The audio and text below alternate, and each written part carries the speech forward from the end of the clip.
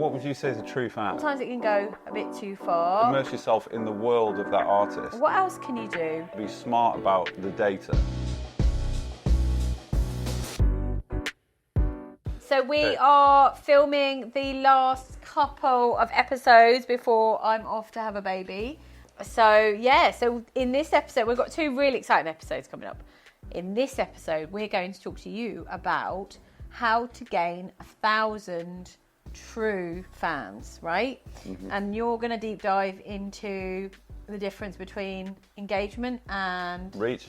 And I'm going to talk a little bit more about the kind of psychology and how to warm up your fans and how to connect with them. And I think what a lot of people tend to do is they kind of blast everyone with the same message, and there's sort of various categories of people that sit behind your socials. And if you kind of go, I don't know, if you kind of say, I've got a new track coming out next Friday, that is probably only going to really interest a couple of people at the front of your audience.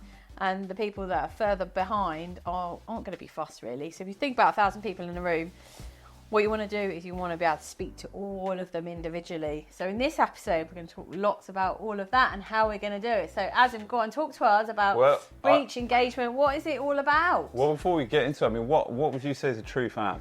True fan. A true fan for me is somebody who, and I know I'm a true fan to many musicians and influencers and stuff online, is someone who literally laps up your content. So anything you put up, like be it reels, stories, you're like, give me more, I love it. And you find it really informative, you find it really entertaining, and you can't get enough, basically. And that for me makes me a true fan of certain people that I follow.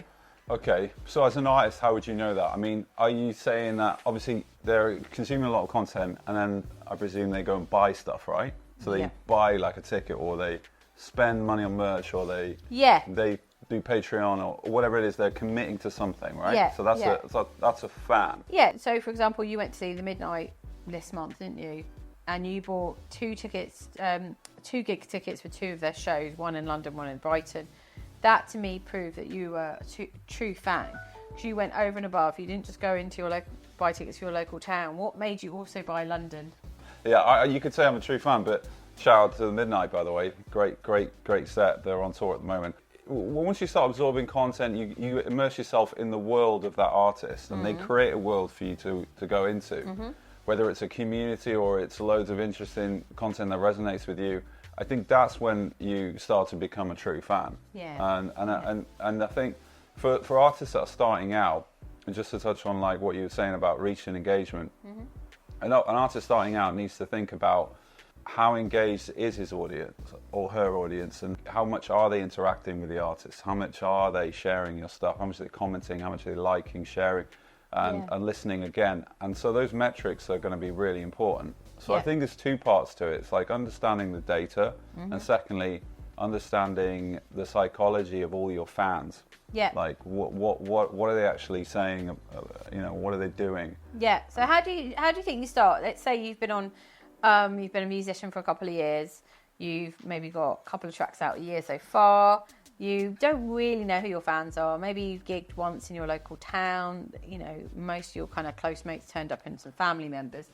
How do you start? What's the first thing you do? Well, I know first off what not to do, and that is don't compare yourself to the biggest artists out there, because a lot of artists, I've seen this countless amount of times with all the artists, many artists that we speak to, I want to get on tour. It's like, why do you want to get on tour? And I want to go around the world. It's like, okay, so you've seen, Ed Sheeran, Taylor Swift, Drake, whatever, they're doing these big tours because there's huge audiences all around the world waiting for them to play. Yeah. Now you've got maybe 2 or 3 listeners in Arkansas, another in Thailand, there's a listener in Poland, there's a couple of listeners in the UK. Yeah. It's not enough to justify a worldwide tour, right? No. So as an artist, you want to be smart about the data. Mm-hmm. I think that's the first thing to do. Okay. So if you, for example, put out a song and you got a few listeners, where are they actually listening? Are they listening into your local town? What if you find out they're listening somewhere, like you're London based and all your fans are listening in Prague or something? Well, again, that's a good opportunity to go and play a show there. The other thing to look at is to try and avoid vanity metrics, because as a small artist, you get so besotted with, I need to have enough numbers on all my socials to look like I'm successful, Yeah. as to actually becoming successful, which is to do with actually creating a fan base and creating streams of income. Yeah. So if you take away vanity metrics and look at the metrics that matter, it's things like, instead of streams, how about thinking about listeners? So how many people are listening to your track more than once, maybe 3-4 times? And how do you find that out? Because obviously on places like Spotify, you can see how many people stream a track more than once, but it doesn't tell you who. Yeah, well, this is I wish Spotify would do this. Come on, Spotify. You need to let people know more about their fans. Show us how many repeat listeners artists are getting, and so that you can see as an artist, like how many people are coming back to the song 2 or 3, 4 times. Yeah. So that will give you an idea of whether they're an actual fan and they're actually wanting to hear more, they're wanting to hear the track again. It could be that your song is played in a coffee shop in Bali, right? No one's really heard of you. It's just been played. So it's a stream. So on Spotify, that looks like a stream. But it's not an actual fan. No, exactly. So a fan is someone who goes back and listens again 2 or 3, 4 times, and that's the metric you want to look for. You can find it in Spotify for artists. You mean in like the way you can look at behind the scenes as to where the cities and the listeners sit? They don't give you the profiles of the listeners, does it? No, but I think they are coming up with another development soon. That is going to be so cool. Cause, I think it's all about. I mean, we speak with lots of entrepreneurs at the moment who are launching like fan club-esque kind of sites and things like that, and that's all going to help in terms of creating a true fan, setting up Patreons and things like that, isn't it? First step is looking at the metrics, correct? What else can you do? How can you really engage with, okay, we said 1,000 people. What about 100 people? I just want to know who 100 of my super fans are. What do I do? Let's say I've got quite an engaged Instagram account. Where do I go from there? So you obviously use your data, look at where the engagement is happening and invest more in that area. I would say as an artist, when you're starting out, don't try and boil the ocean and do the entire planet, because you're going to run out of money and friends and resources quite quickly. I would suggest investing in, maybe you start with your local town. Try and get some listeners in your local town. Maybe run ads just within that area. Yeah. Start a community there, like whether it's Instagram, TikTok, Facebook. You start engaging with people in the area. Maybe there's influencers you want to talk to, and get them to reshare your content. Yeah. What about doing covers and stuff? Because I hear that's quite a good way to kind of engage with people. Like, kind of pick a cover of the genre of the music that you do and kind of perform it. What do you think to that? I mean, it's all good. Starting out, it's great. As long as it's entertaining, people like it. Yeah. But just going back to the data, I think that's where I would start when it comes to like the number side. So invest in your area, or if you've pretty much smashed your hometown, you're already selling out shows. Start to look at another town and slowly build outwards. How do you capture all the? So say you put on a gig, you're a support slot for somebody, say at Green Door. People people there to see the main act, but they came to see you as well. How do you capture some of that group in the room to become super fan? You mean like a support slot? Yeah. Well, this is again another thing never to do. Never do. Like I can't believe how many artists still do this. They'll go on a tour and play and headline a show in a town where nobody knows them. Yeah. It's like the dumbest thing ever, because you're putting all this money into getting yourself there. Yeah. It's like, look, Mum, I'm on tour, but you're actually wasting a lot of money, and you're probably going to run out of people's goodwill quite quickly. And by the time you played there, you might have engaged 1 or 2 fans. Yeah. And so those fans will think there's no one interested because there's not many people at the show, etc. So it's almost like just more of an exercise in gigging rather than actually building fans. Yeah. So I think what you need to do is, if you're going to play these other towns and no one's heard of you, make sure you're supporting someone. Yeah. So who has a fan base there. Yeah. I think that's probably the way to reach outside of your town. Yeah. No, I agree. I think it's a really good way to connect with people, and I think try and get yourself on as many lives as you can as well. So if if you're really comfortable with Instagram, go live. actually start like talking to people on your Instagram, your live actual followers and your fans. Maybe perform some live covers. Actually start, when you do a live writing session, so look, I'm writing a song, I'm really stuck on this kind of chorus here. Has anyone got any ideas? Actually bring in some of the audience. Make it interactive. It's two-way now, isn't it? Yeah. Because once upon a time, when you're a musician, it was all just one way. Now it's two-way, two-way isn't conversation, it? yeah. And I think, you know, I really like that. And I think a lot of big musicians are actually utilising their fan base for kind of creative ideas, inputs. So do the same, you know, create like a kind of little club of like, you know, people that can sit and assist you with writing or whatever, I don't know. Live stream fan collabs. Yeah, that's it. So you've got your fans messaging you in a live stream and you're going back and forth, they're throwing in lyrical ideas. Yeah. And they feel part of the process and they will support you more than anyone, because the minute your song comes out that they contributed to. Someone who's brilliant at all that kind of stuff, and I think probably has more than 1,000 fans, is Ren from Brighton. Ren makes music. We were actually in North Wales a couple of weeks ago, and we went for a beer in one of the local little pubs, and one of the owners of the pub, she was like complete super fan of Ren, wasn't she? She literally followed him all over the country, like watched every track, donated to his Patreon every month, was going to see him at Secret Garden Party. And like, you know, she was hooked, wasn't she? Why do you think she was hooked? What was it that kind of hooked her in and she sort of became all of those facets of a superfan? I mean, he's created a world, isn't he, that people can want to be a part of. Yeah. There's a consistent messaging. Yeah. I think, and there's a story as well. And obviously, he's had, you know, things that have happened to him in his life that have been really tough that people will probably relate to in a way. Yeah. That, you know, he's overcome struggle. And I think his vulnerabilities. And yeah, stuff, put his vulnerabilities out there for people to see, and that's his message. Yeah. And so, because she felt like she really knew him, didn't she? She Yeah. knew about his health conditions. She knew that he'd just come back from Canada with some life-changing kind of treatment, about his Crohn's, about the fact that he doesn't do drugs anymore. She knew everything about him. yeah. So would you say that maybe being very open and honest and truthful can make you connect on a deeper level? Yeah, of course. I mean, there's two sides to it. Obviously, there's the very curated side, and then there's this kind of vulnerable side where you want to reveal everything. And I think artists obviously struggle with that bit because it feels like, oh God, I can't show that because they're insecure about it in the first place. That's half the reason why you're an artist, because you're probably quite a lot of insecurity. Yeah. So when you have to display it for everyone, it's very tough. But I think that's the bit that people want. Yeah. You know, and that's the bit that, and I think sort of slowly building your confidence up to that is probably the way to do it. You're not going to do it overnight if you're not that confident in being vulnerable. So, I mean, there's other ways to show your life as well. You could be in a studio and be writing songs, and they say, "Oh, I'm stuck on this," and guys, what do you think I should do for the next part?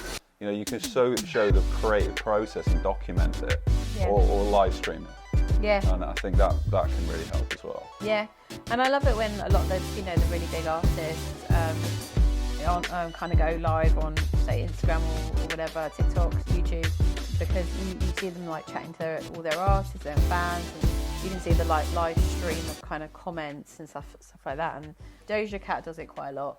She'll often go live and will be doing the most craziest things, like she'll have just shaved off her eyebrows live and like be dyeing them, like bleaching them like green or something, and like people are jumping in and like saying mad shit to her and stuff like that, and it's really funny. And I think that people, it's about lowering that barrier to becoming a super fan.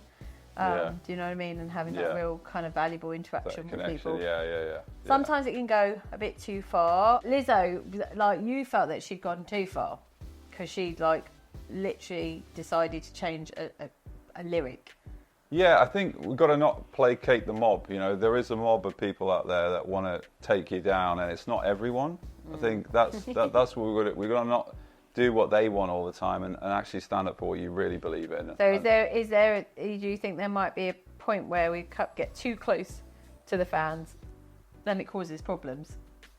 well, there's only certain people, I think, that will find a problem with it, and as long as you're true to who you are and you're authentic and you stick to that, then you shouldn't have any problems. So I think what she should have done, really, I mean, I don't know what was going on at the time, but she just stick to your guns, and if certain people don't like it, that's fine. I mean, you're just being true to yourself. So yeah, no, absolutely. So talk to us more about kind of this whole sort of piece around engagement, and you know, is there any more that we can learn from that? Obviously, you know, there's the sort of restreaming your song over and over. Is it not best to have a million people stream a song? Yeah. So here's a question. Right? Yeah, go on. So if you had £1,000, yes, would you spend that on 1 million streams with one listener for each stream? So about one stream per listener. So 1 million listeners and one stream, or would you spend that money on 100,000 listens, right? But they stream 10 times. I think, if you're going to be streaming it 10 times, it means you're really, really into it, aren't you? Whereas 1 million people might just hear it passively and go like, okay. Most artists would prefer 1 million because they want to show people. It's a vanity metric. Yeah, exactly. I want to show you, look, I've got 1 million streams. Yeah. But the reality is, you really want 100,000 listens, but they've streamed 10 times each. So it's that's where the real success lies. It's in those metrics you don't see. Yeah. The audience doesn't see, but we're so caught up in ego and vanity and insecurity that we have to show the metrics that don't matter first. And I think as an artist, if you're going to survive in this world as a small independent artist, you need to care about the real metrics. Yeah, exactly. And how do we overcome all that kind of vanity stuff? Because it's like quite crippling, isn't it, for a lot of artists? Like, I hear it all the time. Obviously, we speak to a lot of artists on a day-to-day basis, and they all want to be an overnight success. And we know that never exists. The biggest artists in the world took years to become famous. I'm a 20-year overnight success. No, it's true. And there's so much money that has to get poured into these overnight successes as well. And some of them are kind of scarred by the whole experience through their major labels and stuff, aren't they? Yeah.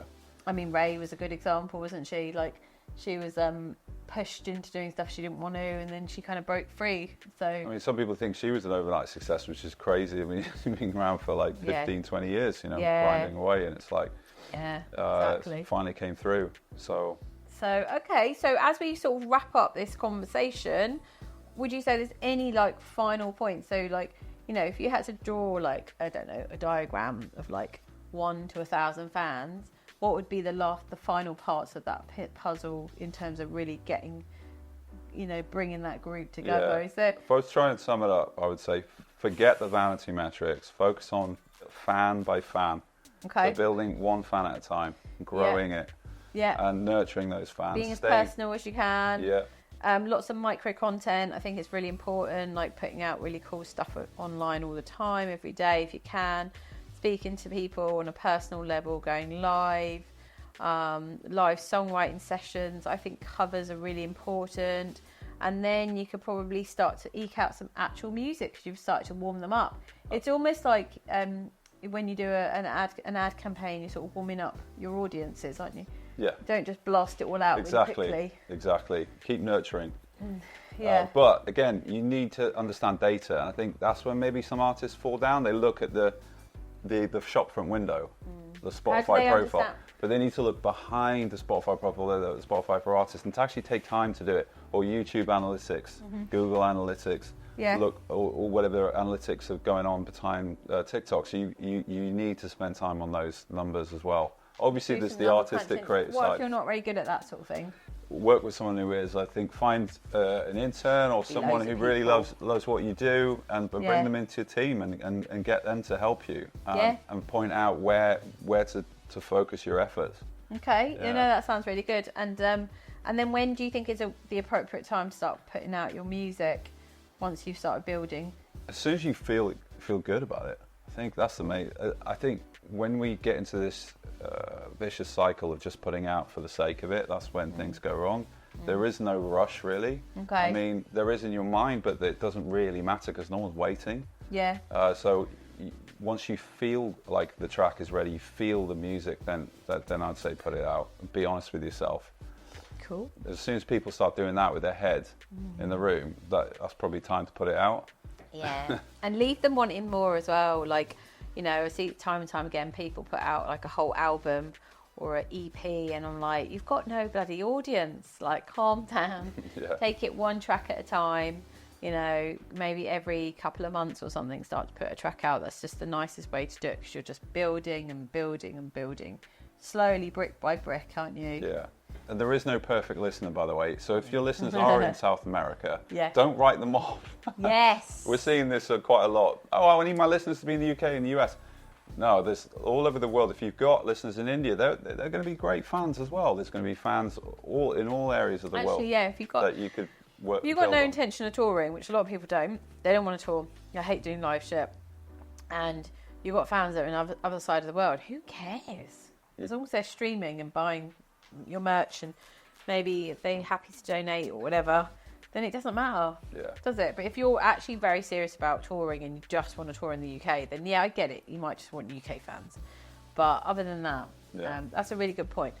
Hope you've enjoyed that episode. I hope we've given you lots to think about, but I think essentially it's just about building things very, very slowly, gradually, brick by brick. Please let us know how you felt about this episode. We'd really like to make this a two-way conversation too, so please comment below. Ask us any questions, anything you think we've missed out or anything you particularly liked. Please always like and subscribe, because this allows us to do more of what we love. Absolutely, yeah. If you'd like to speak to any one of our A&Rs, click the link below or write a comment and we'll be in touch with you. Yeah, thank you.